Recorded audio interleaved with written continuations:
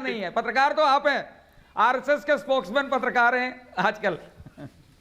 अच्छा नहीं, मुझे नहीं पता था कि आप कहां की दलाली खाते हैं, किससे दलाली। अच्छा please relax, let's not have this.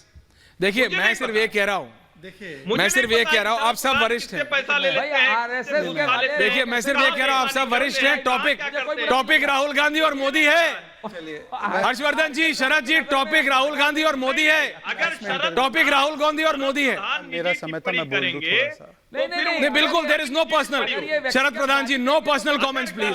अरे मोदी, अरे भैया मोदी, अरे मोदी की आलोचना कम हो रही है क्या आजकल? जो मतलब हर्षवर्धन जी थोड़ी लड़ रहे हैं इलेक्शन। हाँ, शहजाद एंड पंकज जी, देखिए शहजाद पंकज जी एंड भाटी जी, बड़े विनम्रता से आ रहा हूं शरद जी, बड़ी विनम्रता से देखिए, ऐसा है, ये जो 4 जून को होना है वो मेल्टडाउन आज क्यों हो रहा है टीवी स्क्रीन पे? क्योंकि प्रीएम्प्ट हो गया ना, पता लगा। 4 जून का मेल्टडाउन बचा के रखना है सबको। 4 जून को ये सब मेल्टडाउन दिखाना है अपने अपने यूट्यूब चैनल पे। दूसरी बात देखिए, 7 फेज की इलेक्शन है, 3 फेज का मेल्टडाउन होगा। पहला मेल्टडाउन होगा तो वो पत्रकारों को, ओपिनियन पोल को गाली देंगे। दूसरा होगा तो ईवीएम को गाली देंगे। और तीसरा जब 4 जून को नतीजे आएंगे तो जनता को गाली देंगे। मुझे भी 400 जब नंबर सुनाई दिया था तो मैं डाउट में था, मैंने बोला थोड़ा ज़्यादा बोल गया। तो फिर मुझे अगले दिन एक बयान आया, और वो बयान आने के बाद मैं कन्विंस हो गया 400 पार है। वो बयान ये था कि किस प्रकार से राहुल, अखिलेश, ये सब लोग ईवीएम को गरियाने लगे। जिस प्रकार से ये लोग ईवीएम को गाली देने लगे, मैं कन्विंस हो गया कि अब की बार 400 पार होना है। क्योंकि अभी से ये लोग अपना अपना एलिबाई एक लीगल टर्म होता है कि मैंने ये क्राइम नहीं किया, इसके लिए एलिबाई तैयार करने को, तो ये बहाना रखने का मतलब ही, अब देखिए यहाँ पर कुछ लोग गाली दे रहे पत्रकार को, कुछ लोग गाली दे रहे चैनल को। अब ये लोग ईवीएम को गाली दे रहे हैं, वरना बताइए ना, आप बता दीजिए कि हम तो जीत रहे हैं। अब जीतने का आपको अंदाजा भी है और ईवीएम को गाली भी देना है, ये कैसे मैच होता है बताइए? अगर जीतने वाले तो ईवीएम को कैसे गाली दे रहे हैं आप? पंकज जी, मतलब तेलंगाना में जीत गलत थी क्या? पंजाब में जीत गलत थी क्या? दिल्ली में जीत गलत थी क्या? ये किस प्रकार से आप लोग बिहेव करते, थोड़ा समझिए। ये मेल्टडाउन 4 जून के लिए बचा के रखे। SP and SP, original SP और उसके नाम पे काम करने वाली एसपी, दोनों अपना मेल्टडाउन आराम से बचा के रखिए। बहुत समय और अवसर मिलेगा मेल्टडाउन होने के लिए, लंबा समय मिलेगा। पंकज जी एंडिंग कमेंट्स ले रहा हूं सबसे। ऐसा है, आप अपने विचारों के स्वर में आराम से विराजे रहिए। 400 आपकी आ रही हैं, खुश रहिए। 370 भारतीय जनता पार्टी के अकेले आ रही हैं, खुश रहिए। कहां से कम हो रही है आपको खुद भी पता है। अरे राष्ट्रीय स्वयंसेवक संघ आपको चेता चुका महाराज, और उनको अभी अखिल भारतीय प्रतिनिधि सभा में अपनी नागपुर में कहना पड़ा सारे स्वयंसेवकों से कि भाई घर घर जाओ, गाँव जाओ, दरवाजा दरवाजा खटखटाओ, वरना इस बार हालात बहुत खराब होने वाले हैं। और तो और वहां सुगबुगाहट ये भी हुई कि अगर नरेंद्र भाई मोदी के चेहरे पर चुनाव लड़ा गया तो कहीं ऐसा ना हो कि स्पष्ट बहुमत से बहुत नीचे 220-22 के आसपास रह जाए। तो सारे आंकड़े तो सामने हैं। तो आप आराम से कुछ दिन, 4 जून तक की बात है, तब तक आराम से मेरे को सिर्फ ये लगता है 370 के आंकड़े का और 400 के आंकड़े का।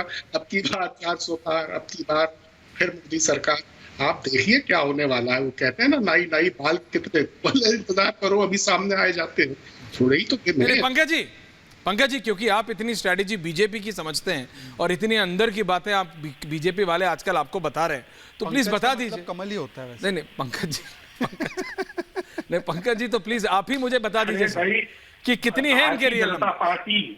भारतीय जनता पार्टी के सांसद रहे लोग, जो राष्ट्रीय स्वयंसेवक संघ के बहुत पुराने स्वयंसेवक हैं, वो तक आके कांग्रेस से चुनाव लड़वा चाह रहे हैं। अच्छा, रोज प्रस्ताव दे रहे हैं, आपको पता नहीं है। ओके भाटी जी, ओके, पॉइंट टेकन सर, मान लिया। चलिए आपने कहा तो ये सब रिकॉर्ड होता है, चलाएंगे जिस दिन रिजल्ट आएगा। हर्षवर्धन जी आ रहा हूं भाटी जी के पास। भाटी जी सचमुच सिर्फ एक सवाल, आपने जो सेनापति वाली बात की थी इस डिबेट, जी बोलिए।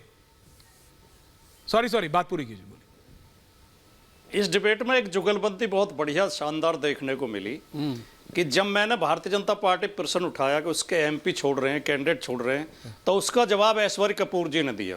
अच्छा। और जब शरद प्रधान जी ने ऐश्वर्य कपूर पर सवाल उठाया कि पत्रकार को ऐसे सवाल नहीं पूछने चाहिए, तो उसका जवाब शहजाद पूनावाला ने दिया। क्योंकि मैं क्या कह जब हम बीजेपी को घेरते हैं तो जवाब मीडिया देता है, जब मीडिया को घेरते हैं तो जवाब बीजेपी इनको मजा नहीं आता है। आपको मजा आता है डिरेल करने में। मैं बस चाहता हूं, देखिए शरद जी मेरे सीनियर है, अगर वो कुछ कह भी रहे हैं तो I take an healthy stride, लेकिन मैं आपसे कह रहा हूं बिल्कुल आप मुझे बताओ भाई यूपी में कितनी सीट आएंगी।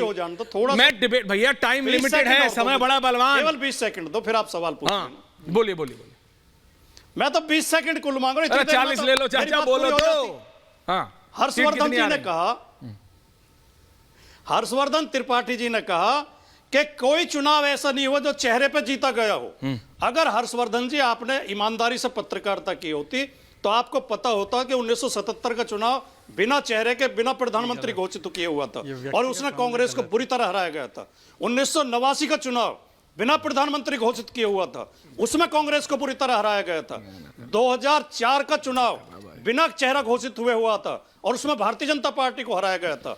आप ये कह रहे हैं कि बिना चेहरे, और 1991 में भी जब डॉक्टर मनमोहन सिंह बाद में प्रधानमंत्री चुने गए थे, लेकिन चेहरा कोई घोषित नहीं था कांग्रेस का, किसी को पता नहीं था कि कौन प्रधानमंत्री बनेगा। तो इस तरह के तर्क रखना, बल्कि कहूंगा कुतर्क रखना कि बिना प्रधानमंत्री घोषित किए कभी चुनाव नहीं जीते गए। वो भारतीय लोकतांत्रिक व्यवस्था में प्रधानमंत्री के लिए चुनाव नहीं होता है, सांसदों के लिए चुनाव होता है। 543 सांसद चुने जाएंगे और उनमें से जिसका बहुमत होगा वो अपना प्रधानमंत्री चुनेगा। यही हमारे सपा के कितने होंगे ये तो बता दो। मेरा सवाल तो वही है, मैंने ज्ञान तो ले लिया सारा नेताजी। आप 40 सपा के कितने होंगे ये तो बता दो। हमारे आप 40 कह रहे हो, हम कम से कम 50 आएंगे। बस ठीक है, यही मेरे बजरा हमारे 10 कंफर्म। देखो जनता को पता लगना चाहिए भाई, उत्तर प्रदेश जनता को पता लगना चाहिए कितने कॉन्फिडेंट हो। भाटी जी, जब मैंने जब शरद प्रधान को बोला तो आप क्यों डिफेंड करने लगे? अरे ठीक है भाई, अब आप दोबारा अपनी पर्सनल और एसपी के। अच्छा ठीक है, हर्षवर्धन जी शरद जी आ रहा हूं, and only on topic please. Thank you topic पे, पर्सनल नहीं। भाटी जी आपको भी ना मतलब मजा आता है। हाँ हर्षवर्धन जी टॉपिक पे, थैंक यू सर।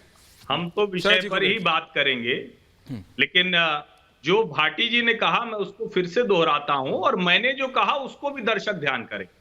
मैंने ये नहीं कहा कि प्रधानमंत्री पद का प्रत्याशी, ये शायद सुना नहीं भाटी जी ने, इसीलिए मैं कह रहा हूं जवाब देने की जल्दबाजी में। मैंने कहा इस देश में नेता और उसके जिस राजनीतिक दल पर होता उसी पर वोट पड़ता है। कोई भी चुनाव जिसकी ये बात कर रहे हैं, इंदिरा गांधी के खिलाफ ही वो चुनाव हुआ था, जिसकी बात कर रहे हैं कि उसमें कोई तय नहीं था, सारे गठजोड़ के लोग थे। मैंने ये तो कहा ही नहीं कि विपक्ष अपना प्रधानमंत्री का प्रत्याशी घोषित करे, लेकिन ये तो सवाल खड़ा होगा ना कि राहुल गांधी अमेठी से चुनाव लड़ने में क्या हिचक है उनको, ये सवाल खड़ा होगा, ये कोई भी पत्रकार पूछेगा। और जब भाटी जी नेता पत्रकारिता सिखाने लगे ना, तब समझ में आता है कि नेता का संकट बड़ा हो गया है। मैं फिर से कह रहा हूं, जो करना है जिसको वो अपना काम करे तो अच्छे से कर ले, यही वजह है। राहुल गांधी भी बताते हैं तुम कौन जात हो, और कौन जात कह के पत्रकार को पिटवा देते हो, बेचारा पिछड़ी जाति का पत्रकार निकलता है। इस तरह का जो माहौल तैयार करने की कोशिश हो रही है, इस तरह की जो घृणा जहर फैलाने की कोशिश हो रही है, ये शर्मनाक हरकत है। दुर्भाग्य से उसमें जब बहुत, जिसको कहते हैं ना कि अपने आप को दिखाने की कोशिश कुछ करो, सामने कुछ और आ जाता है, तब समझ में आ जाता है कि असली क्या हकीकत।